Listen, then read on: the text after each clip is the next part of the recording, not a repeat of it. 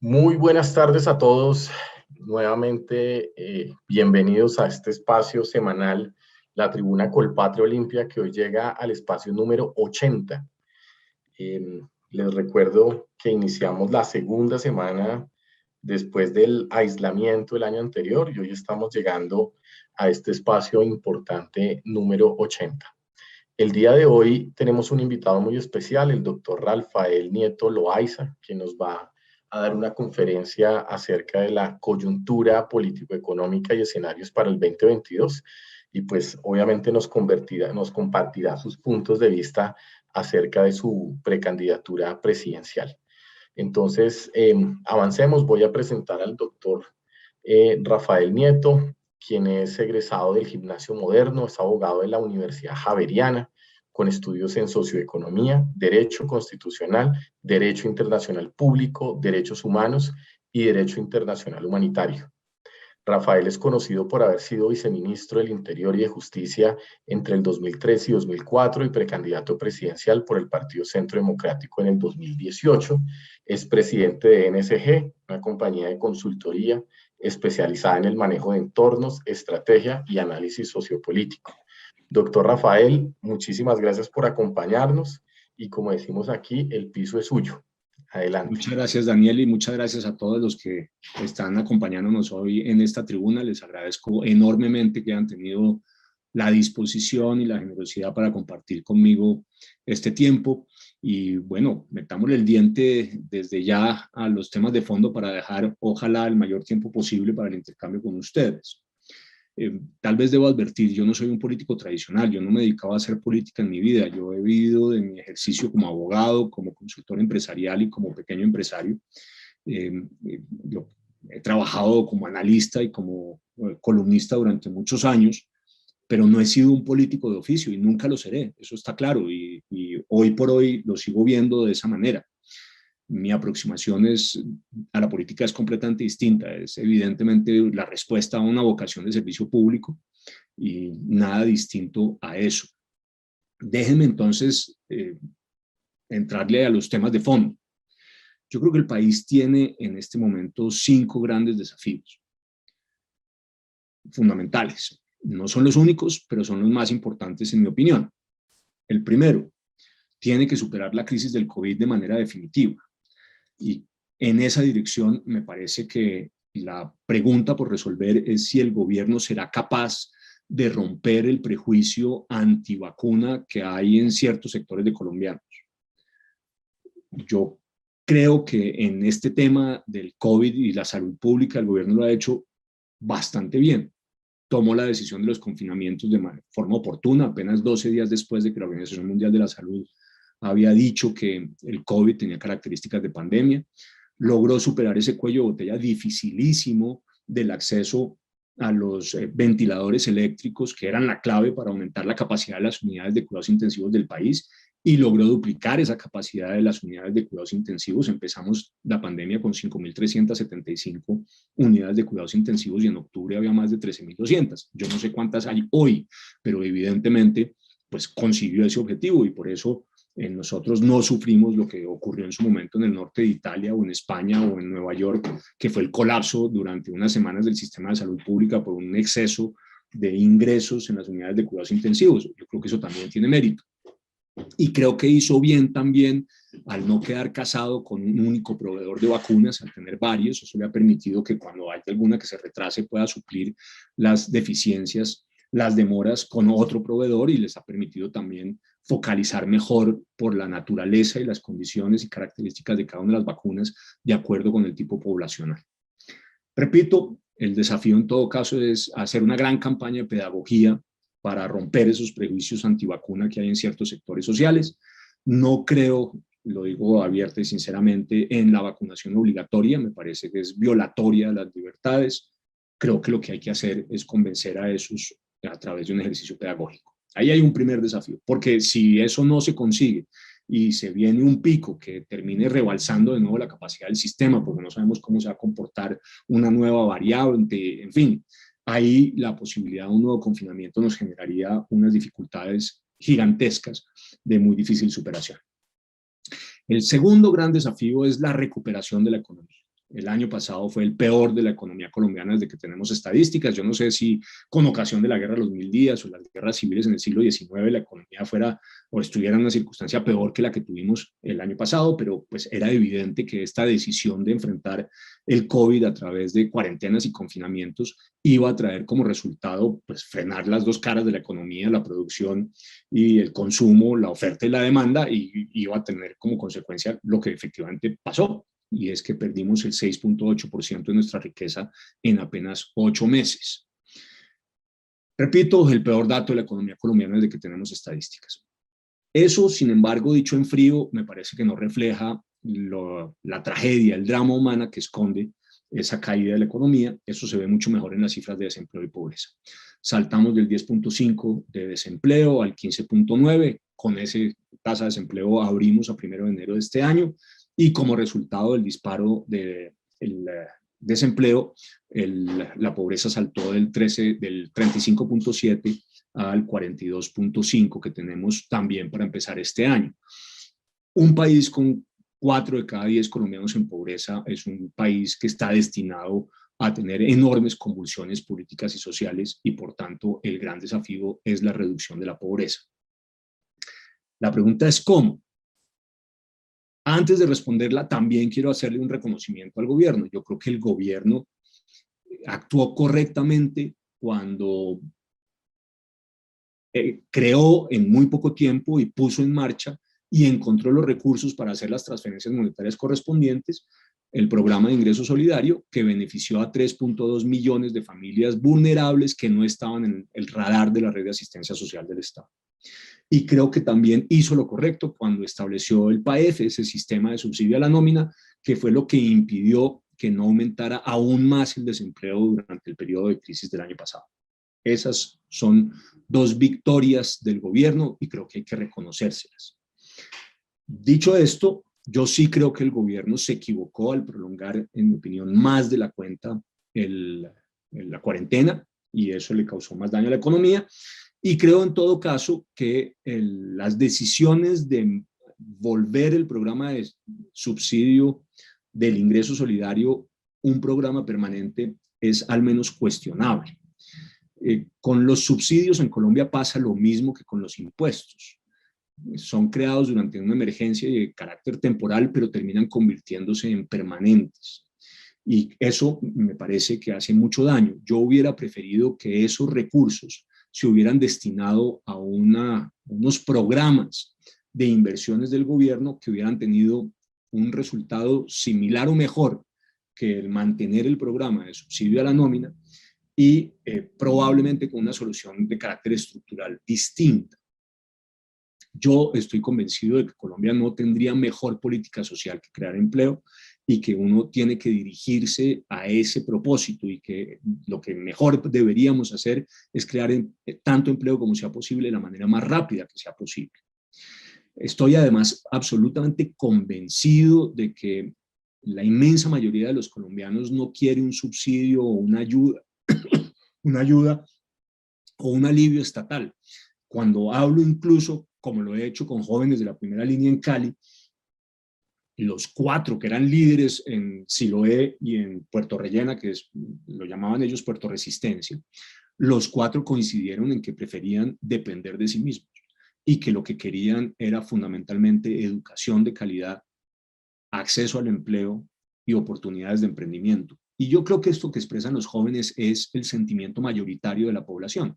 Sin embargo, y contrario a este deseo, lo que vienen haciendo los gobiernos sistemáticamente es aumentando la red de asistencia social del Estado. Y yo creo que eso puede tener incluso consecuencias culturales desafortunadas, no deseadas y negativas para el país. Insisto, por tanto, que creo que lo que tenemos que hacer es crear empleo. La pregunta es ¿cómo?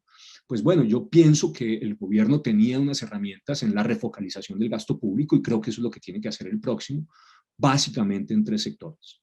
En infraestructura de mediano impacto, en vivienda y en el campo. Los 3 son sectores de uso intensivo de mano de obra, y los 3 son de uso de mano de obra no calificada, que es la más castigada por el desempleo.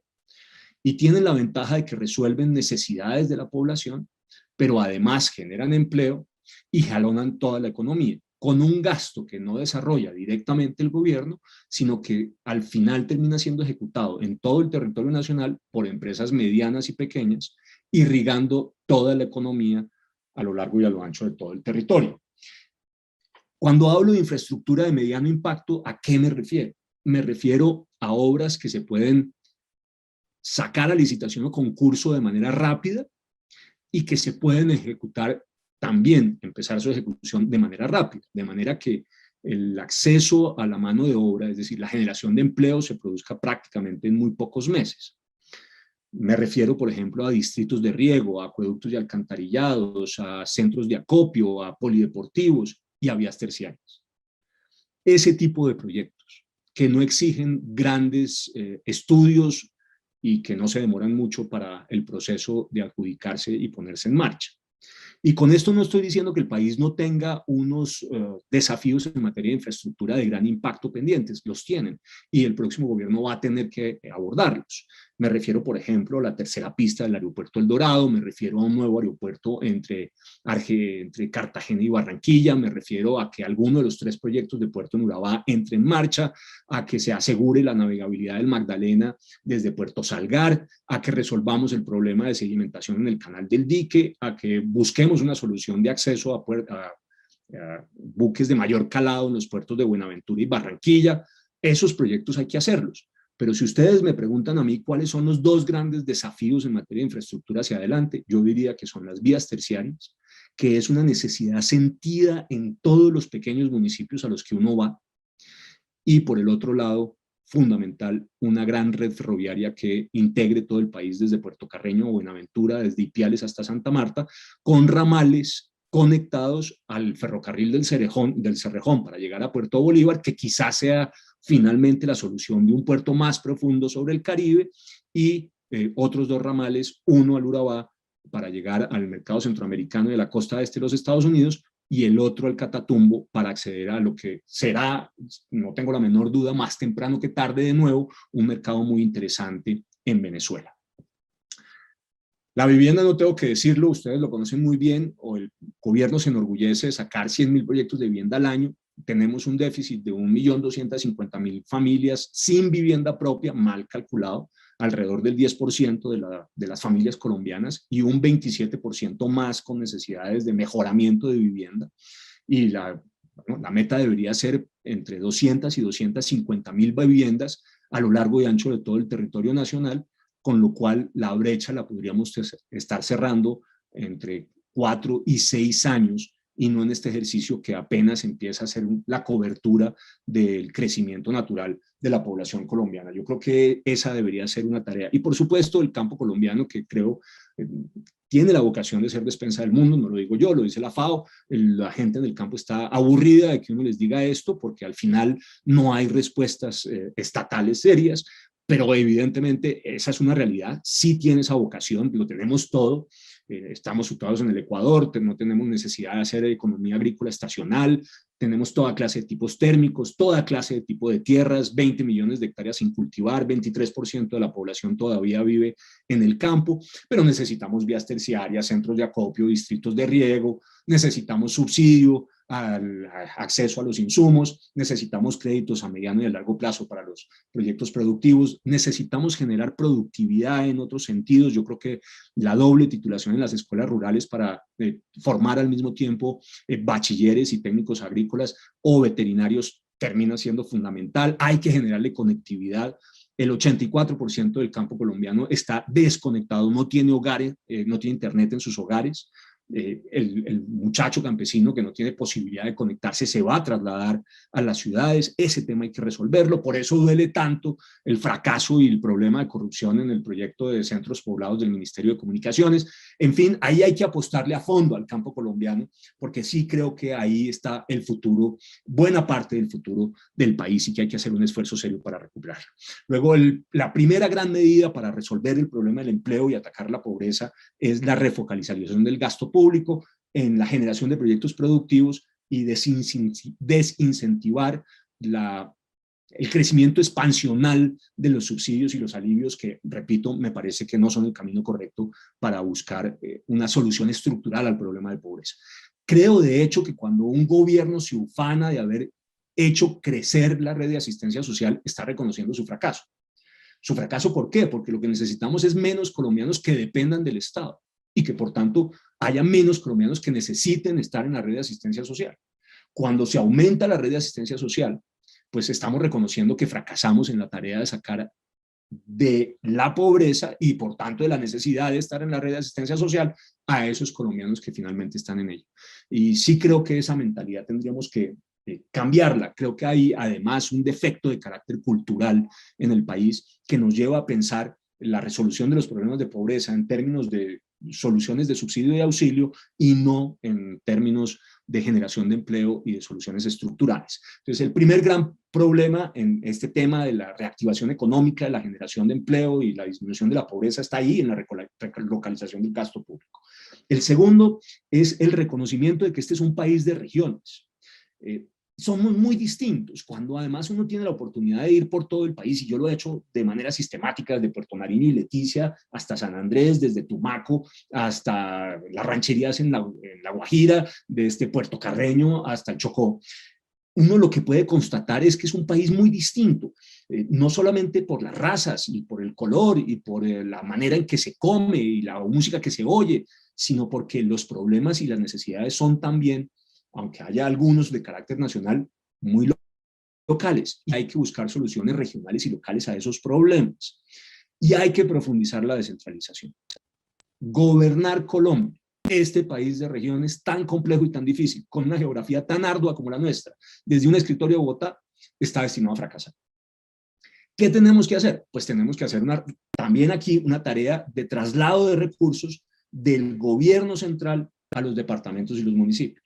Y eso se puede hacer por 3 mecanismos de carácter normativo e institucional, que creo que pueden ser la respuesta a la profundización de la descentralización. El primero, hombre, hoy todo el IVA va al gobierno central. ¿Por qué no destinamos, empezando por ahí, un 20% del IVA para que vaya directamente a los presupuestos de los departamentos y los municipios? Ese sería un crecimiento sustantivo en los presupuestos de departamentos y municipios. Primera propuesta. Segunda propuesta. Reconozcamos que como está hoy el Sistema Nacional de Regalías no está funcionando. Solamente para el bienio 2021 y 2022 hay 22 billones de pesos en regalías. Y hasta hace un mes no se habían ejecutado sino 2.3 billones, es decir, estaban pendientes de ejecutar. Transcurridos 10 meses del bienio, apenas el 10% de los recursos de regalías. Solamente el 10% de recursos de regalías.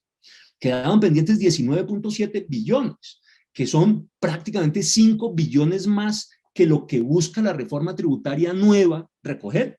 Si hubiera acceso real a esos recursos, no hubiéramos necesitado esa tributaria. Esos son recursos que están congelados, que no se está haciendo uso de ellos. Es una crueldad y es inaceptable.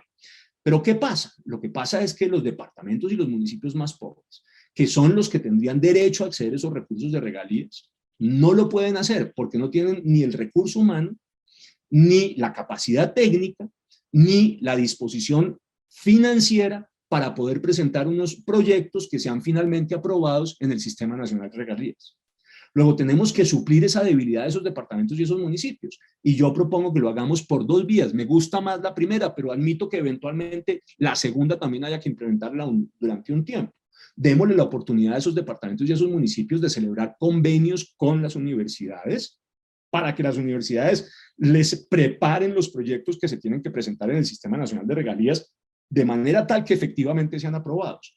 La alternativa en todo caso sería crear una unidad al interior del Departamento Nacional de Planeación que haga esta tarea. Yo prefiero, repito, sin embargo, lo primero a lo segundo, porque mi tendencia natural es a que haya menos Estado, menos tamaño, menos burocracia, menos gasto público en general y que sea el sector privado el que dé respuestas de esta naturaleza. Pero esto va a ser clave porque va a significar un aumento sustantivo real de recursos para los departamentos y los municipios más pobres.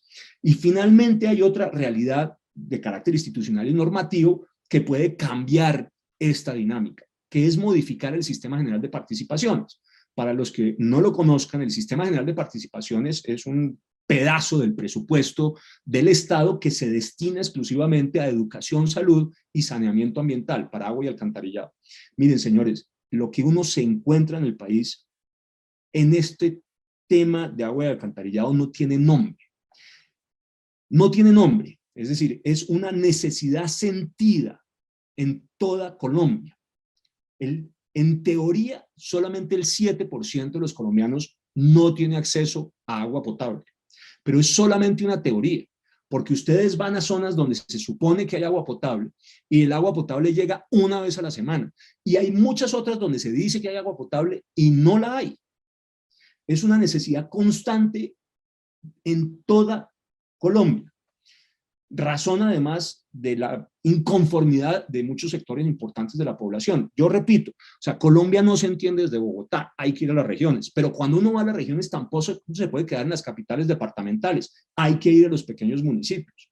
Y en las ciudades no basta con ir a las zonas rosas, hay que ir a los barrios más vulnerables. Cuando uno hace este ejercicio, se da cuenta del problema enorme que hay en materia de agua y alcantarilla. Ese es un tema de fondo. Pero ¿qué pasa con el Sistema General de Participaciones? Que reparte igual per cápita en todo el país. Los municipios con más personas reciben más dinero, pero el dinero que se reparte es igual per cápita. Y yo creo que eso al final no cierra la brecha. Es que este es un país que tiene municipios y departamentos que tienen unos niveles relativamente parecidos al mundo desarrollado, pero tiene otros departamentos y otros municipios que tienen niveles de pobreza y subdesarrollo que son similares a los de los países del África. Para poder cerrar esa brecha, hay que buscar un sistema general de participaciones progresivo, y esa es mi tercera propuesta. Hagamos un sistema progresivo, donde en los departamentos y en los municipios más pobres haya un per cápita en el sistema general de participaciones mayor que a los departamentos y los municipios más ricos, que en todo caso pueden suplir esa ausencia proporcional de ingresos con los recursos propios que genera el departamento del municipio, cosa que no ocurre en los departamentos y municipios más pobres. Yo creo que si tomamos estas tres medidas, en la modificación del acceso al sistema general de regalías, en la entrega de un porcentaje de los recursos de IVA a departamentos y a municipios, y en generar un sistema de progresividad en el Sistema Nacional de Participaciones, haríamos una profundización de la descentralización y fortaleceríamos verdaderamente las finanzas regionales para que puedan responder mejor a las necesidades locales y regionales, cosa que desde Bogotá no se puede hacer.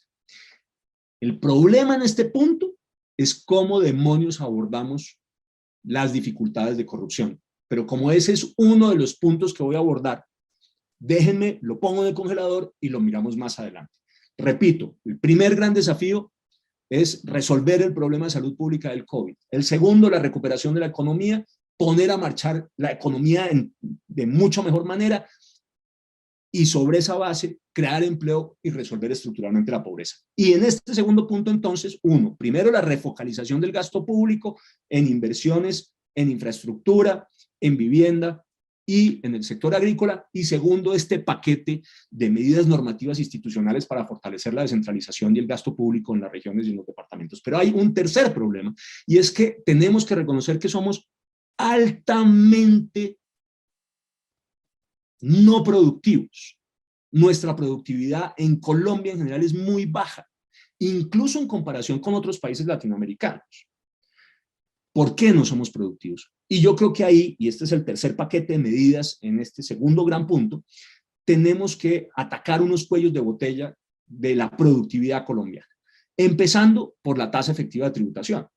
La tasa efectiva de tributación es el porcentaje real de las ganancias que tiene una sociedad, una empresa o un ciudadano y que le traslada por distintos mecanismos al Estado. En Colombia esa tasa efectiva de tributación, no la digo yo, lo dice la DIAN, es de 62.5 antes de la reforma tributaria. Después de la reforma tributaria va a ser para las empresas 65.5.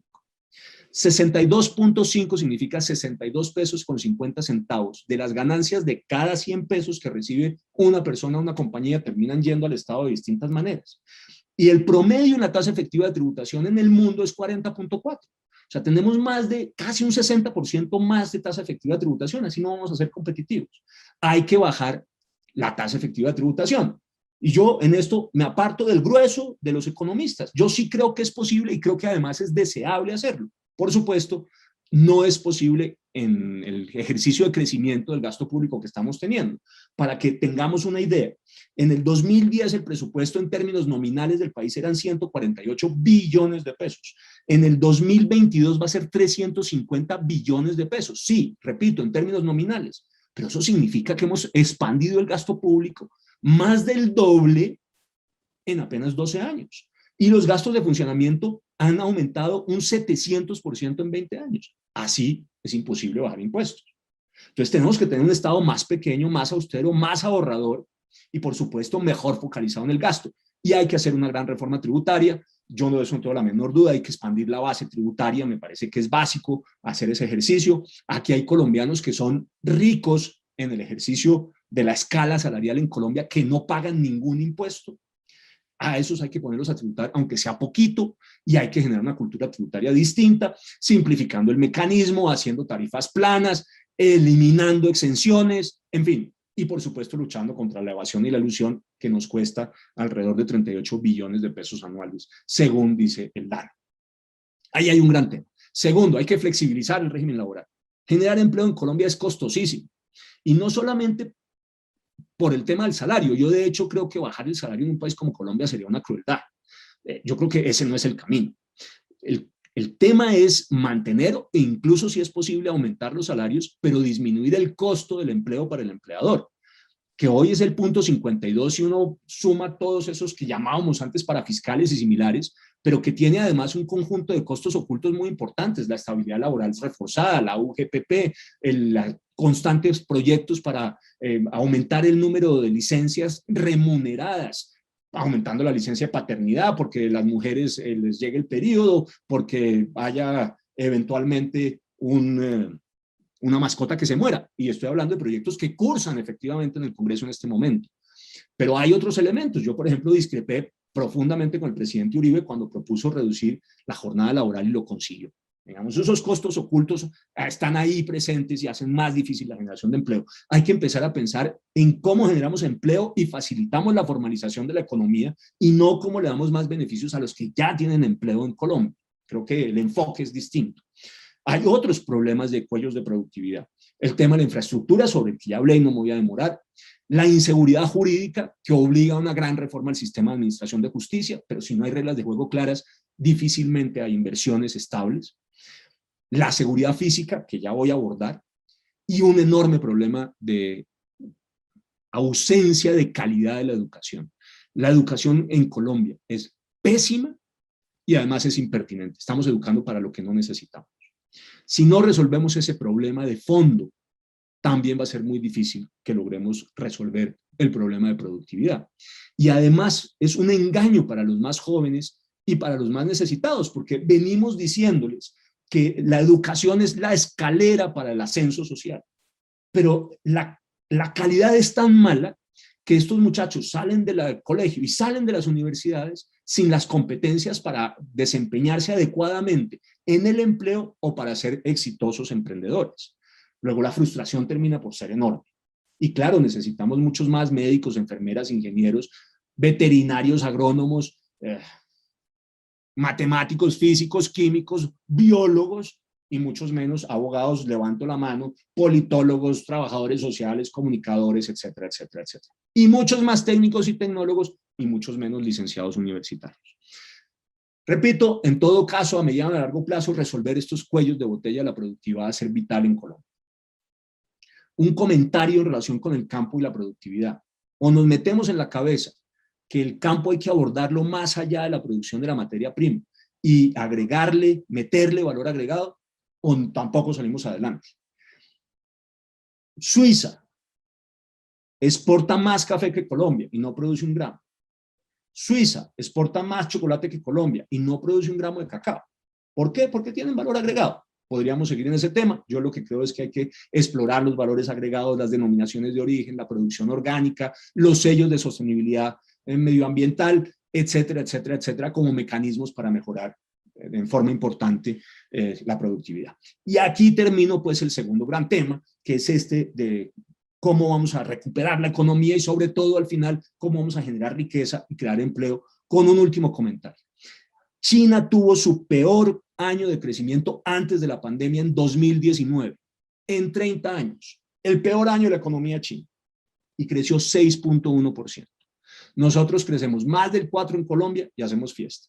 Tenemos que cambiar la mentalidad y pensar de una forma magnánima y ponernos como meta que la economía colombiana crezca al 6 o más por ciento de forma permanente, para que lo que hoy costaría 20 años en materia de reducción de pobreza, lo podamos hacer en 10. Esas sí son respuestas efectivas, para eso hay que trabajar estructuralmente. Tercer gran desafío, autoridad, orden y seguridad. Así como yo le echo flores al gobierno de Duque en estos otros campos, creo que en este en particular es un desastre. Ha sido más de lo mismo de Santos, y lo de Santos no funcionaba, y hacerlo mejor pues no garantiza el éxito. Se hace mejor, pero se hace lo que no se debe. ¿Por qué digo que estamos haciéndolo mal? Porque las cifras lo muestran. Nos dijeron que iba a terminar el conflicto armado sigue vivo.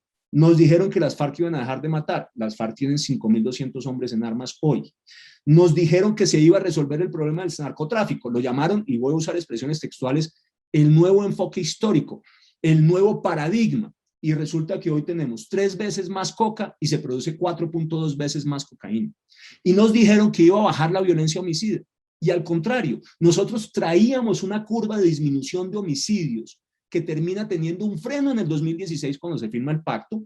2017 y 2018 tienen unas variaciones relativamente menores. En el 2019 ya se dispara la cifra de homicidios, 11.880, y este año vamos a terminar entre 12.450 y 12.550 homicidios. O sea, mucho más que en el 2019, y ojo, también muchos más que en el 2015, antes de la firma del Pacto de Santos con las FARC. Aquí hay que hacer varias cosas, replantearse integralmente la estrategia contra el narcotráfico. Si no le torcemos el pescuezo al narcotráfico, Colombia no sale de la espiral del conflicto armado y de la violencia homicida. Tenemos que recuperar la confianza del ciudadano en la fuerza pública. Tenemos que recuperar la voluntad de vencer a los violentos, eliminar ese espíritu transaccional con los violentos. Ese espíritu transaccional es un estímulo para la violencia. ¿Por qué? Porque el delincuente organizado sabe que más temprano o más tarde le termina doblando el brazo al Estado y a la sociedad colombiana, y que consigue unos beneficios de impunidad e incluso beneficios políticos y económicos que el ciudadano de bien como ustedes o como yo nunca tendría. Fue lo que pasó con las FARC, y es mi crítica al pacto con las FARC. Pero eso termina marcando una ruta, y por eso los grupos armados violentos no se desmovilizan. Quieren como mínimo lo mismo de las FARC, pero mientras que el fenómeno del narcotráfico esté, seguiremos teniendo disidencias y reincidencias. Recuerden ustedes que los 2 principales negociadores de las FARC eran Iván Márquez y Jesús Santrich, y los 2 terminaron devolviéndose al monte por razones del narcotráfico. Necesitamos recuperar la capacidad helicotransportada del Estado, que fue la gran ventaja estratégica. Hoy tenemos menos aeronaves, menos pilotos con autonomía de vuelo, menos presupuesto para volar. Necesitamos recuperar, fortalecer y sofisticar los aparatos y las operaciones de inteligencia y contrainteligencia, que no son solamente los ojos y los oídos del Estado, son el cerebro, porque son los que determinan dónde está el blanco, cuáles son los medios que hay que usarlo para neutralizarlo, cuál es la oportunidad para poder hacerlo. Ningún área más golpeada en inteligencia, en el ejército y en la policía, que las áreas de inteligencia desde el 2016 hacia acá. Necesitamos resolver el problema del pie de fuerza policial. Yo no sé si ustedes lo saben, pero la policía ha perdido en los últimos 2 años 32.000 policías, se retiraron. Y van a perder 25 a 27.000 más de aquí al 2024. Es decir, la policía va a perder cerca del 30% de su pie de fuerza en apenas 4 años. O reincorporamos aparte los que se han salido y además buscamos una incorporación más rápida, o vamos a tener un serísimo problema de seguridad ciudadana por ausencia de pie de fuerza policial. En el mientras tanto, y en todo caso hacia futuro, hay que hacerle una apuesta a la tecnología, a las cámaras de video, a los sistemas de inteligencia artificial que determinan las circunstancias de tiempo, modo y lugar en que ocurren más frecuentemente los delitos, a los sistemas de reconocimiento facial, es decir, mecanismos de tecnología que le permitan a la policía suplir al menos en parte su debilidad en el pie de fuerza policial con la información que produce la tecnología y los sistemas de inteligencia artificial. Y necesitamos una profunda reforma del sistema de administración de justicia, porque no hay manera de combatir el delito de manera efectiva, de forma efectiva, si la impunidad sigue siendo del 95%, que es el promedio de la impunidad en Colombia. O sea, la posibilidad que tiene un delincuente de ser capturado es mínima, de que sea capturado y condenado a un menor, de que sea capturado, condenado y condenado a cumplir su pena en la cárcel, muchísimo más chiquita, y que le quiten los bienes ni hablar. Pues obviamente eso es un estímulo para el delincuente y eso hay que eliminarlo. Y hay que sancionar de manera efectiva la reincidencia. El 72% de los capturados en Bogotá en el último año son reincidentes. No se puede seguir tratando el segundo delito con la benevolencia, con la bondad con que se trata el primero. Y por supuesto el tercero tiene que ser castigado de manera mucho más grave, no como ocurre hoy, como si fueran delitos separados. Digamos, aquí hay que abordar una política del tercer strike, para decirlo de alguna manera, como tienen los norteamericanos. Paro aquí en este gran tema de seguridad, paso al siguiente, que es la lucha contra la corrupción. Ningún esfuerzo que hagamos en materia tributaria, en reducción del gasto público, en mejor focalización de los recursos, en trasladarle más recursos a los departamentos y a los municipios va a funcionar si seguimos teniendo este hueco espantoso donde lo que los ciudadanos producimos se lo trasladamos al Estado vía impuestos y termina en el bolsillo de unos bandidos en la administración pública y sus cómplices en el sector privado. Aquí hay que hacer varias cosas. Hay que eliminar las contralorías departamentales y municipales, son un foco de burocracia y clientelismo y cómplices de la delincuencia porque están controlados por los políticos, que son los bandidos en los departamentos y los municipios, y fortalecer la Contraloría General de la República y despolitizarla. Ese tiene que ser un organismo técnico, de ninguna manera político. Tenemos que hacer la reforma del sistema de administración de justicia. La gente, los corruptos tienen que saber que tienen posibilidades reales de ser capturados, de ser juzgados, de ser condenados, de ir a la cárcel y de que le quiten los bienes. La prueba de que somos altamente ineficaces es el ejemplo de Emilio Tapia, que era el corazón del carrusel de contratación en la administración de Samuel Moreno y que está hoy detrás también del programa de centros poblados y el escándalo en Mintic.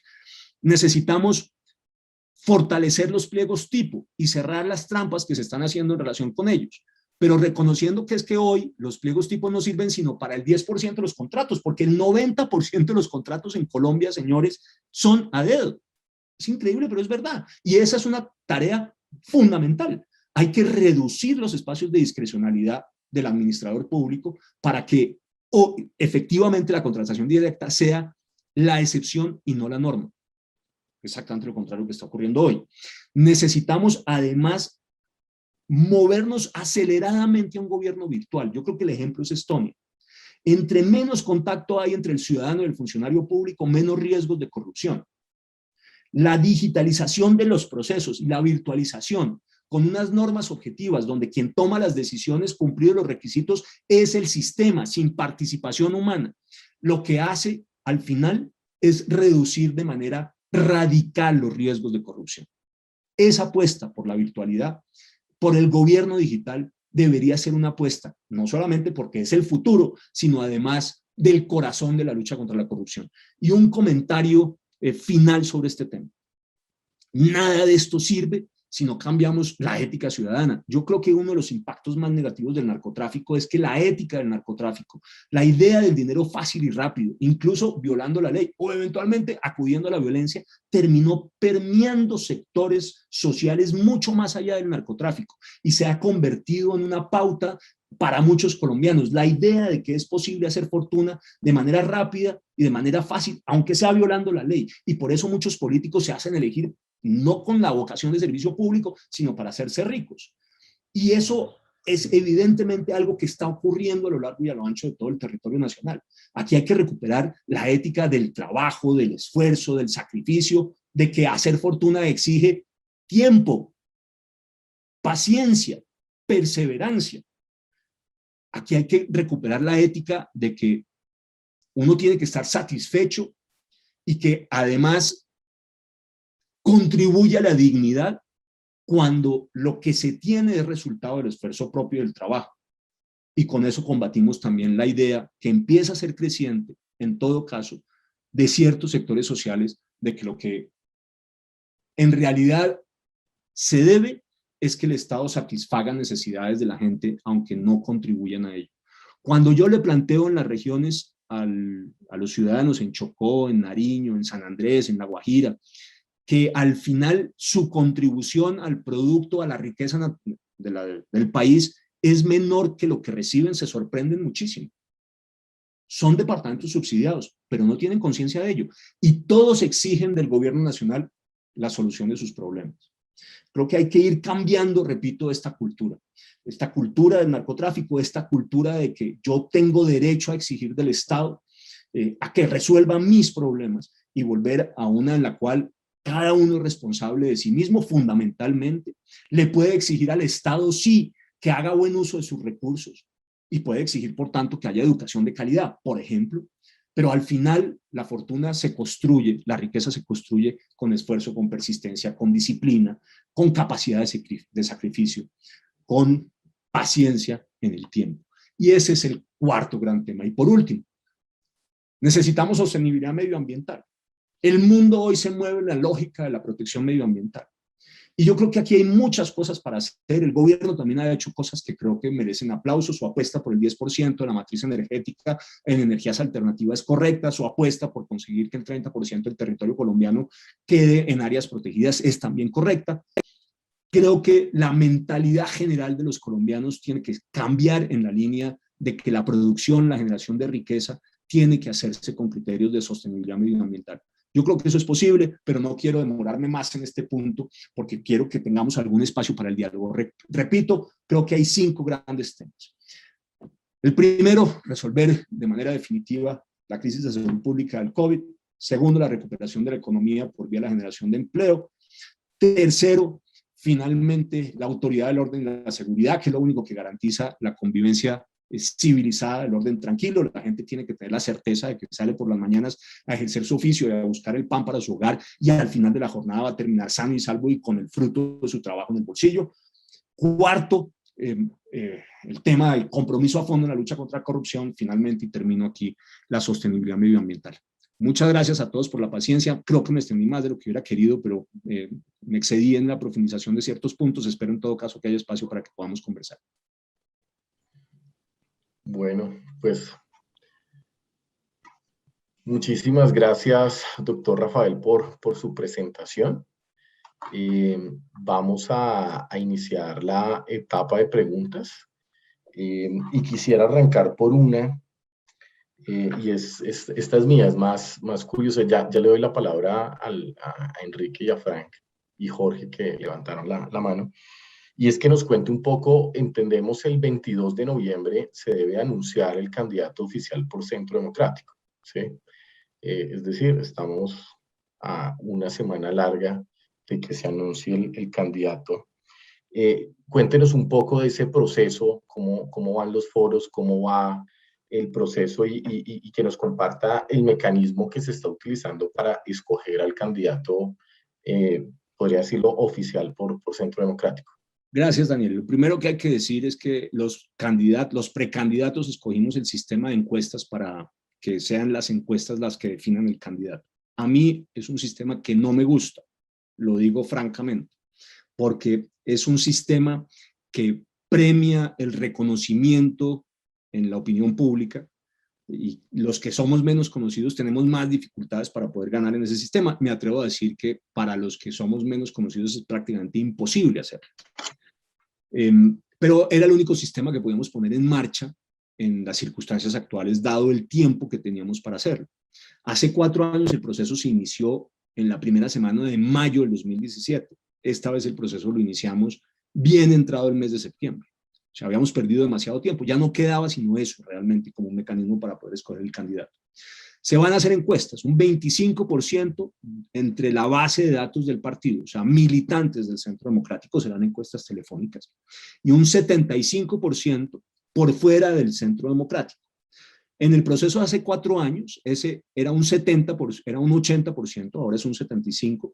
No era ni siquiera condición que fuese uribista, se le preguntaba a cualquiera sobre cuál pensaba que podía ser el candidato del partido. Yo creo que eso genera distorsiones, evidentemente. Al menos en esta ocasión, ese 75% va a ser de uribistas, va a haber un conjunto de preguntas filtro que haga pensar al encuestador que efectivamente esa persona está dispuesta a votar por un candidato uribista, y entre esos que pasen los filtros se harán las preguntas respectivas de la escogencia del candidato. En el mientras tanto estamos haciendo unos foros. Hace 4 años fueron casi 50 a lo largo y a lo ancho de todo el territorio nacional. Aquí creo que vamos a poder hacer 10. Muchos menos, pero son útiles porque permiten ir a las regiones, permiten tener una visión comparada. Hay 2 encuestadoras. Las 2 encuestadoras van a hacer encuestas de manera separada. Al final se hará un ejercicio de promedio entre las 2 encuestas y sabremos cuál es el candidato. Las encuestas empiezan hoy o mañana, no estoy seguro, hasta el 20 de noviembre, el 21 se hace la consolidación de resultados, el 22 se hace anuncio público y unos días después habrá una convención oficial del partido diciendo cuál es el candidato o formalizando cuál es el candidato del partido. Ese es el sistema que escogimos, Daniel.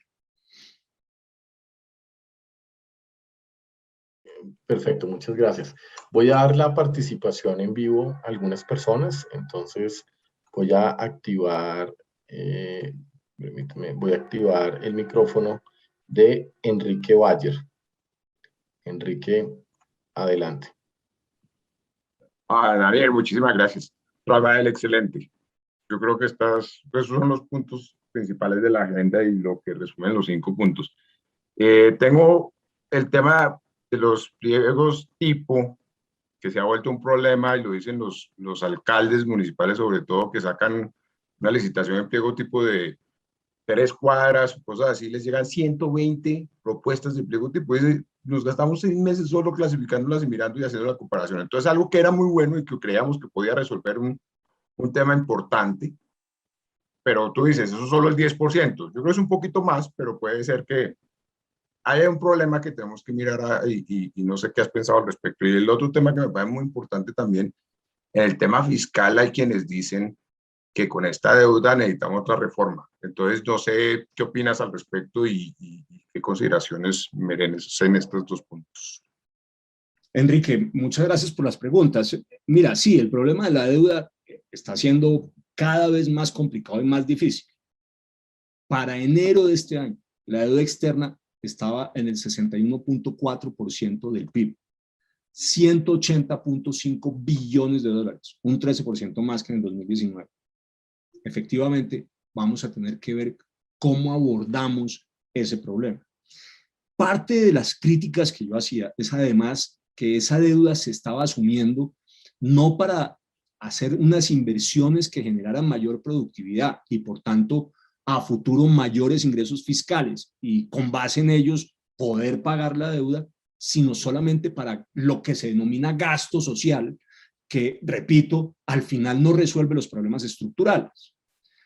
Yo sí creo que esta discusión tenemos que tenerla, pero volvemos a lo mismo, es decir, si no tenemos un Estado más austero y más ahorrador, pues difícilmente vamos a arreglar el problema, ni el de la deuda externa, ni el problema estructural de pobreza. Yo sí creo que hay que disminuir los gastos de funcionamiento, yo sí creo que hay que refocalizar el gasto público, y yo sí creo que hay que hacer una tarea en verdad seria en materia de austeridad y ahorro. Creo que si eso lo hacemos, la reforma tributaria tiene sentido, una de carácter estructural que no se ha hecho en el país.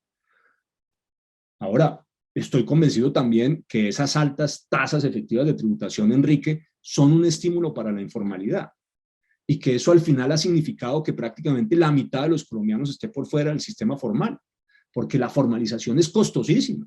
Yo creo que aquí hay que buscar, digamos, mecanismos que sean novedosos, que sean imaginativos.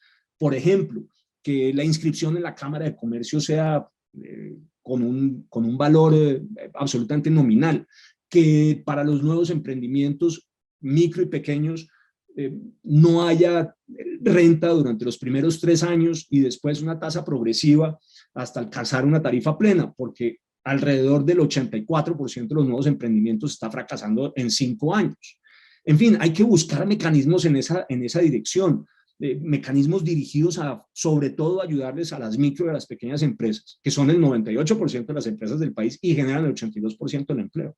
Cuando uno habla de empresas, la gente siempre tiende a pensar que está hablando de los grandes conglomerados económicos, pero esos son apenas el 0.5% de las empresas en Colombia. El 98%, repito, son MIPYMES. Hay que pensar en esa dirección. Ahora, que los pliegos tipo les están buscando las trampas, sin duda. Yo no sé si ustedes vieron una nota sobre ese tema en El Tiempo de hace un par de días. Eso hay que resolverlo. Y uno de los problemas que hay que resolver es el exceso en los pliegos tipo, que hace que al final la gente termine confundiéndose. Pero esa es una manía típicamente colombiana, que es la de que creer que todos los problemas se resuelven por vía normativa y además estar en la fastidiosa maña de estar generando cada vez más regulaciones y haciendo más difícil la actividad económica. La desregularización de la economía y hacer la eliminación de tantos trámites como sea posible, en lo que algo avanzó este gobierno, debería ser también una meta hacia adelante y que contribuiría decisivamente en la lucha contra la corrupción. Muchísimas gracias. Voy a darle la participación en vivo a Frank Barajas. Frank, estoy activando su audio. Adelante. Buenas noches. Buenas noches. Ya. Bueno, buenas noches a todos los asistentes, a usted, doctor Rafael. La pregunta es muy concreta y es sobre el tema de seguridad y narcotráfico. Ya lo dijo pues en la conferencia, pero la pregunta es rápida. Dadas las trabas o los impedimentos que ha dado la Corte Constitucional, para mí son prácticamente imposibles cumplir los requisitos que da la Corte para volver a fumigar con glifosato. Entonces este gobierno nos lleva diciendo a nosotros 3 años y medio que lleva gobernando que va a fumigar con glifosato, que va a fumigar con glifosato y no vemos el glifosato por ningún lado. Todo el tiempo promete y no cumple. Usted mismo lo ha dicho, el problema estructural del narcotráfico es la generación de violencia, aparte de la plata que mueve, del dinero que mueve. ¿Usted qué haría para que la Corte diga del visto bueno? Si es que lo da, claro está. Esa es. Ok, Frank, muchas gracias. Mire, la estrategia en materia de lucha contra el narcotráfico hay que replantearla de manera importante. Uno, hay que recuperar la idea del garrote. Esto a punta de zanahoria solamente no funciona, hay que tener garrote. Y eso significa erradicación forzada y aspersión aérea con glifosato. Yo sí creo que hay que fumar con glifosato, no tengo la menor duda de ello. Además, sobre el glifosato hay un conjunto de mentiras muy importantes y muchas se resuelven cuando uno se sienta a pensar que los 10 millones de litros de glifosato que se usa en Colombia hoy, solamente 450.000 se destinan a la coca, el 4.5%, nada más. Lo demás es solamente cultivos lícitos. Entonces le dicen a uno, sí, pero es que usted está confundiendo porque la objeción en realidad no es al glifosato, cosa que es falsa, porque se supone que esa es la objeción de fondo al glifosato, sino al mecanismo de aspersión. Y lo que critican, por tanto, es la aspersión aérea. Ahí también hay una falsedad. En Colombia se usa el glifosato en cultivos de arroz y se usa glifosato en caña de azúcar con fumigación aérea. Lo demás, el grueso, es con bomba espaldera y con tractor. Pero la verdad es que se usan todos en cultivos lícitos. Voy a ser incluso más afirmativo. Si Colombia dejara de usar el glifosato en cultivos lícitos, la producción agrícola caería entre un 30 y un 40%. Estaríamos abocados a una crisis alimentaria. Hombre, hay que reconocer que la discusión sobre el glifosato es fundamentalmente política y que el gobierno pasado se dejó meter los dedos en la boca con el tema, equivocadamente. Yo creo que es un grave error. Hay que fumigar con glifosato. Pero dicho esto, pensar que la estrategia es solamente en materia de cultivos es un error. Esa es una faceta de la nueva estrategia. Y sobre este tema, déjenme terminar diciendo, sobre el tema de cultivos, déjenme terminar diciendo lo siguiente. Lo que hay que desmontar aceleradamente es la política actual en materia de sustitución de cultivos. El presupuesto del año pasado en materia de sustitución de cultivos era de 1.3 billones de pesos. 1.3 billones de pesos. ¿Saben cuántas hectáreas se erradicaron de forma voluntaria el año pasado? 702. Hagan el cálculo de cuánto costó cada hectárea. Y el sistema de transferencias monetarias directas a los narcocultivadores o cultivadores de uso ilícito, como ustedes prefieran, es un grave incentivo al narcotráfico. ¿Por qué? Porque se le asegura al que violó la ley 2 años de ingresos monetarios, sin que haya control real de que ese no erradique aquí y después cultive 500 metros más atrás, sin resolver los problemas estructurales que han incentivado que se haya pasado a la coca. porque siguen sin tener educación, sin salud, sin vías terciarias, sin centros de acopio, etcétera, etcétera, etcétera. No se resuelven esos problemas, se da una plata, nada más. Pero además, el campesino de al lado, ese que nunca se ha dedicado a la coca, que ha sembrado café, palma, coco, yuca, a ese el Estado no le da nada. Y en cambio el Estado sí. ¿Cuál es el mensaje para ese cultivador lícito? Hombre, que es un soberano pendejo, que lo que tiene que hacer para recibir una ayuda del Estado es pasarse al cultivo ilícito. Y eso efectivamente está ocurriendo. Lo que hay que generar son proyectos integrales que beneficien a toda la región sin distinguir y eliminar el subsidio directo a los narcocultivadores. Y por supuesto hay que asegurar que haya control militar de área, o sea, sin militares y pues sin policías no funciona, pero se requiere mucho más que eso. Esa es una condición necesaria pero insuficiente. Se requiere control institucional del territorio, se requiere infraestructura, vías terciarias, se requiere justicia, educación, salud, etcétera. Y eso es lo que no tenemos. Pero hay que pegarle sobre todo también a los otros tres grandes actores, áreas del problema. Interdicción. Resolver el problema de Venezuela es básico. Prácticamente todas las rutas ilegales aéreas salen por espacio aéreo venezolano. Fortalecer la infantería marina para el control de las costas y de los ríos. Hay que hacer un ejercicio juicioso en materia de control de insumos, que son fundamentales para la producción de cocaína. Tercero, hay que pegarle las finanzas. Es el corazón del negocio. Somos muy poco eficaces en esta lucha. Si le castigamos el bolsillo, resolvemos el problema. Finalmente, la gente está en el negocio por la plata. Si le cascamos a la plata, si le pegamos de manera efectiva, ahí podemos mejorar. Hay un conjunto de herramientas para poder hacerlo. Y por último, reconocer que tenemos un problema de salud pública en los consumidores. Colombia dejó de ser solamente un país productor, es un país consumidor. Entre el 2013 y el 2017, el consumo de cocaína se duplicó en el país. Y el 69% de los nuevos consumidores se convierten en habituales o en adictos. Y eso ha generado un mercado de consumo interno con las bandas de microtraficantes dedicados a ello y con la generación de violencia por el control de ese mercado en las grandes ciudades. Y un último comentario, Frank. La verdad es que el gobierno tenía en sus manos haber cumplido esas condiciones. Más aún, ya las cumplió. La ANLA, que se demoró una barbaridad para dar el concepto que estaba haciendo el tapón para resolver el cumplimiento de las condiciones de la Corte Constitucional, ya produjo el reporte respectivo. Y hasta hoy está en manos de Casa de Nariño y no han dado el visto bueno. No, sí se pueden cumplir las condiciones de la Corte, eran excesivas, yo creo que se equivocaron, y lo que uno quiera, pero se podían cumplir. De hecho, se han cumplido y el gobierno no ha dado la decisión. Gracias, doctor Rafael. Voy a darle la participación en vivo a Jorge Recamán. Jorge, estoy activando su audio. Adelante.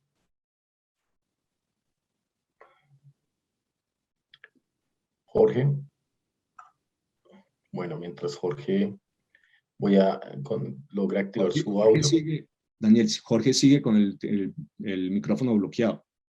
Sí, creo que tiene que desactivarlo Jorge. Voy a darle la palabra mientras tanto a Carlos, mientras Jorge activa su audio. Carlos Moreno, adelante. Jorge creo que ya pudo activar su audio. ¿Listos? Sí, Jorge, adelante. Doctor Rafael Nieto, excelentes y muy profundos sus puntos tratados. Es lo que necesita el país. Pero le voy a hacer una pregunta. Primero, usted mencionó el último punto, corrupción. Corrupción es sinónimo de contrabando, de narcotráfico, etc. Usted fue viceministro de Justicia. ¿Por qué? ¿Y cómo usted, si llegase a la presidencia, aceleraría la justicia en Colombia? Porque no es justo todavía que se hayan inventado la casa por cárcel. Los señores de Interbolsa viven en el penthouse del Poblado en Medellín, en los mejores. Casa por cárcel. Ese es el ejemplo de la justicia en Colombia. Y no vamos a otros puntos que son magníficos. Por ejemplo, la educación. Hace 8 días tuvimos una presentación del doctor Julián de Subiría Samper. Pero qué cosa tan maravillosa.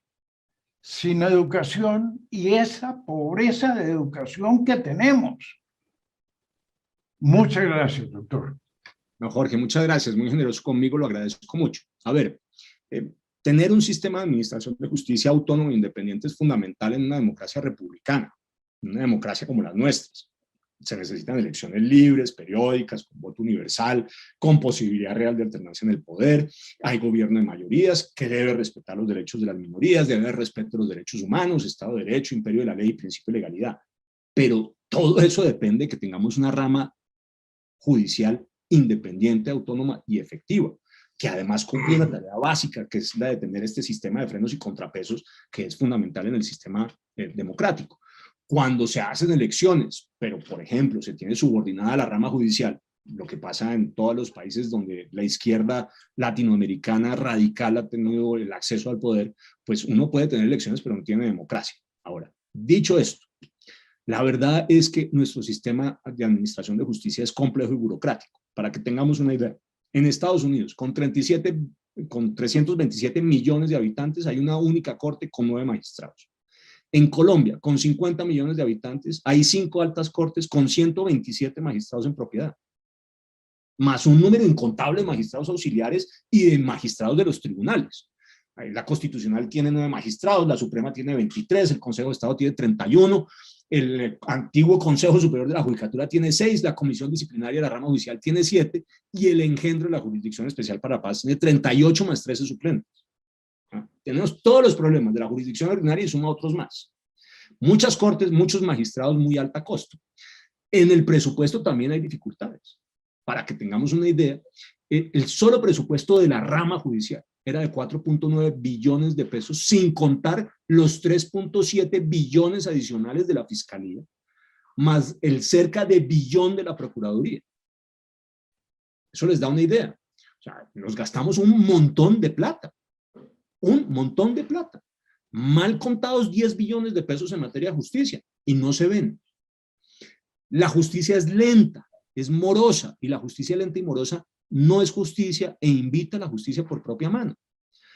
Al 31 de diciembre del 2019, Jorge, había en los despachos judiciales cerca de 1.885.000 casos por resolver.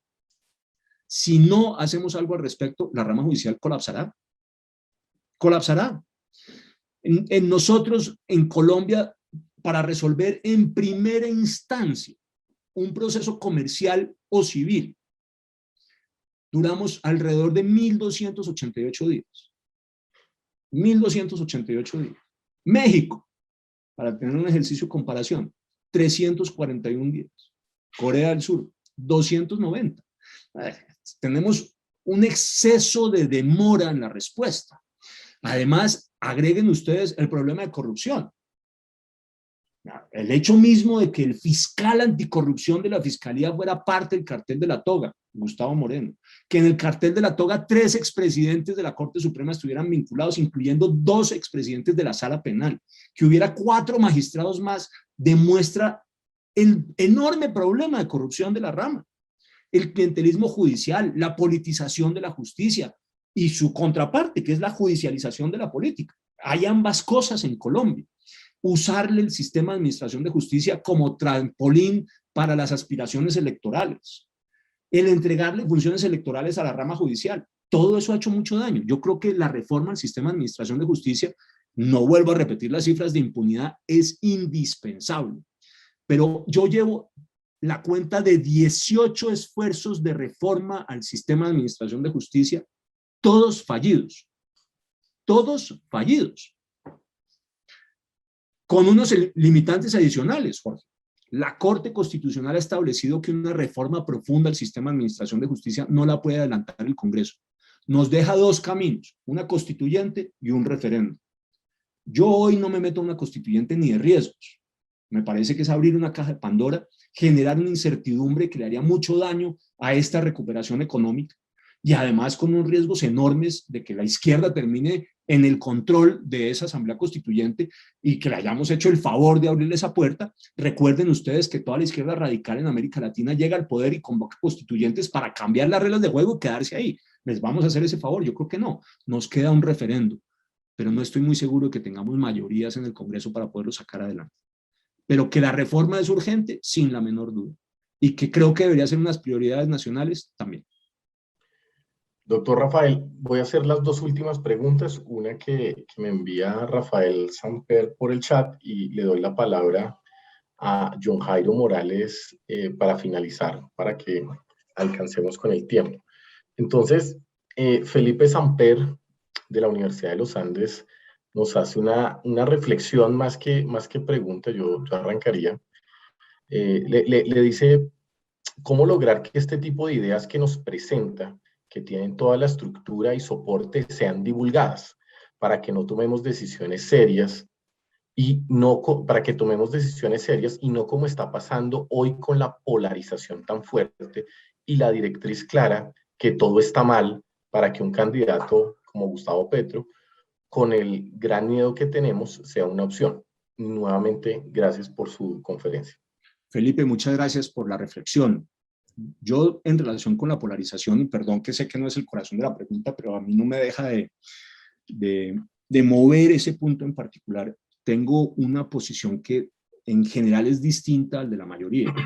A mí me parece que la polarización no es incompatible con la democracia. De hecho, me parece normal que en un ejercicio democrático haya posiciones políticas polarizadas, ideologías distintas, incluso radicalmente distintas.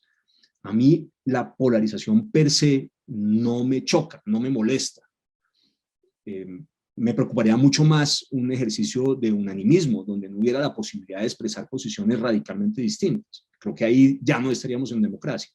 Lo grave de Colombia es que la polarización se ha traducido en un discurso de odio contra aquel que piensa distinto y con frecuencia mucho peor en violencia contra el que piensa distinto. Es ya la estigmatización del diferente, señalándolo como responsable de todos los males, el típico discurso de odio y, por supuesto, el uso de la violencia para eliminar a ese que piensa distinto. Yo creo que eso es lo que es rechazable, el uso del discurso del odio y el uso de la violencia como instrumentos de carácter político.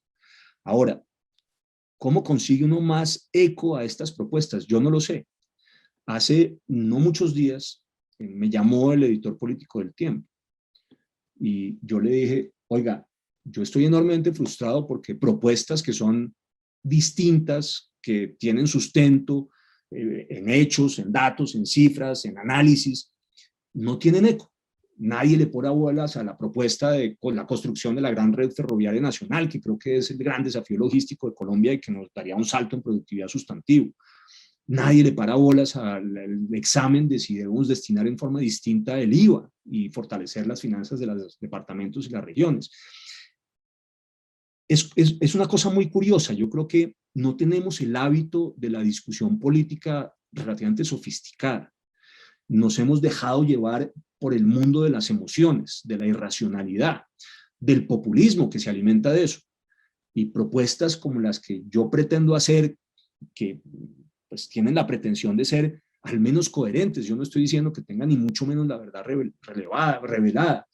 Seguramente hay elementos en que tengo vacíos y fallos y tengo muchísimas cosas por aprender, pero intento siempre que una propuesta que haga tenga un sustento, sea defensable y que tenga sentido. Pero no tenemos ese nivel de diálogo y discusión política en Colombia. Es sorprendente. Voy a usar otro ejemplo. Hubo un foro en la Universidad de los Andes sobre narcotráfico.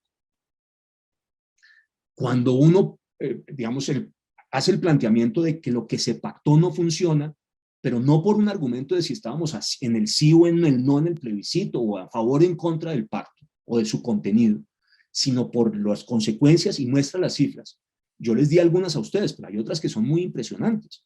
O sea, los niveles de homicidio en los municipios PEDET son un 150% superiores al promedio nacional. Y en los municipios del Programa Nacional de Sustitución de Cultivos son casi el 270% superior. Nadie quiso de los otros precandidatos discutir el problema de fondo. Cuando uno hace el ejercicio, Felipe, de decir, oiga, hagamos una discusión seria sobre el tema del glifosato. Entonces le dicen a uno, es que la agencia de estudios, nadie se acuerda de cuál es el nombre de esa agencia, pero digamos, la Organización Mundial de la Salud, en realidad fue la agencia de investigaciones sobre el cáncer, dijo que el glifosato no era cancerígeno, sino que era posiblemente cancerígeno y que podía generar un tipo de cáncer en particular, el linfoma de No-Hodgkin. Y uno dice, hombre, en Colombia no hay un estudio, ni un solo estudio, que nos diga cuántos son los casos de linfoma de No-Hodgkin, si esos casos pueden haber tenido alguna relación con el glifosato. Eso no existe y nadie se preocupa por hacerlo. Tampoco lo hizo Alejandro cuando estaba ministro de Salud, no le importaba ese punto en particular. No se dan los debates a ver si hay una evidencia científica sobre el tema. Cuando uno plantea que el 95.5% del glifosato en Colombia se usa en cultivos lícitos, nada, terminamos centrados en el tema de la coca. Cuando uno dice, oigan, ojo, señores, miremos por qué en Colombia se toma una decisión por parte de la Corte Constitucional solamente en relación con el glifosato, que está en la lista 2A. La agencia tiene unas listas. La lista 1 son productos, elementos que están probadamente cancerígenos. La lista 2A, los que son probablemente cancerígenos. La única decisión de la Corte Constitucional es sobre el glifosato. Ninguna decisión sobre los otros 180 productos que están en la lista 2A. Ninguna. No les preocupa, no les importa. Ni siquiera una reflexión sobre los que ya están probadamente cancerígenos. Hombre, la discusión está politizada y no podemos hacer una discusión que no esté teñida de esa politización, y eso es muy desafortunado. Yo no lo sé, Felipe, me gustaría tener una respuesta. Para mí también es altamente frustrante. Bueno, muchísimas gracias, doctor Rafael. Voy a darle la palabra en vivo a John Jairo Morales. John Jairo, gracias por acompañarnos y adelante. Permíteme, activa tu micrófono, por favor. Ya. Espera un segundo. ¿Ya hay sonido? ¿Ya hay sonido? Bueno, sí. Un saludo muy cordial al ingeniero Daniel por esta invitación. Pues he tratado de estar siguiendo estos encuentros tan interesantes.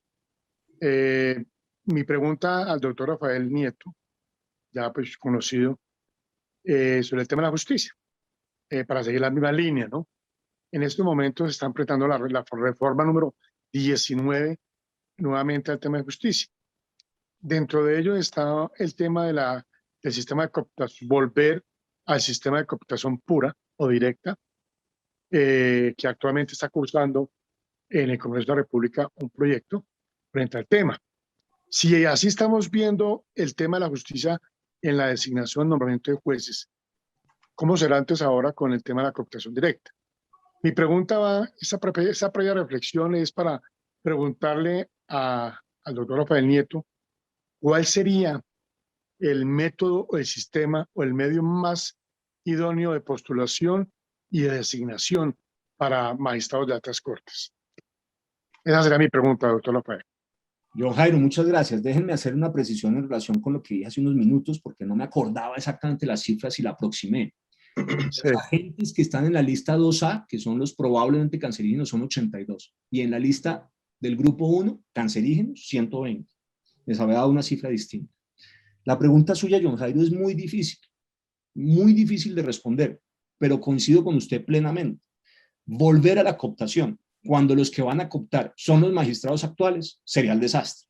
Sería la perpetuación de la mediocridad, de la politización, del uso político de la rama judicial. Hombre, es que los magistrados antes para nosotros, los estudiantes de Derecho, eran los referentes. Uno veía a los magistrados de las altas cortes con reverencia. Queríamos ser como esos magistrados. Hoy los magistrados salen de cualquier lado. No tienen ninguna reputación, con muy pocas excepciones. Yo creo que las cortes, sobre todo las cortes en general, deberían tener 3 grandes sectores representados a su interior. y ojalá por partes relativamente iguales. Un grupo de magistrados que vinieran de la carrera judicial, jueces que tendrían como premio llegar a las altas cortes por un comportamiento altamente destacado en el ejercicio de su función judicial. Una tercera parte de académicos, profesores universitarios, que siempre renuevan el ejercicio de la reflexión jurídica. Y una tercera parte de litigantes. Y creo que ahí tendríamos un equilibrio sobre los distintos actores en el ejercicio jurídico, con perspectivas del mundo del derecho distintas y complementarias, que impedirían lo que está ocurriendo cada vez más en Colombia, que es la judicialización de las altas cortes, que en mi opinión es muy desafortunado. La pregunta es cómo escogerlos, y no es fácil. No es fácil. Creo que habría que buscar mecanismos de concurso al interior de la rama judicial. Creo que podemos pensar en que las universidades postulen a los académicos.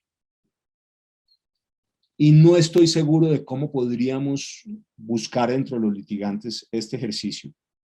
Pero creo que también la idea de un concurso de méritos puede tener sentido.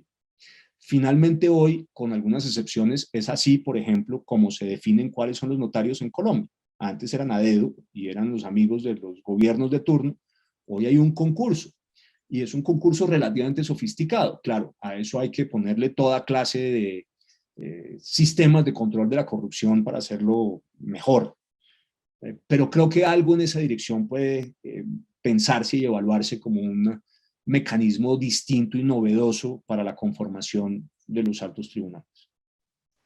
Perfecto. Muchísimas gracias, doctor Rafael. Voy a darle la última intervención a Jorge Murcia, que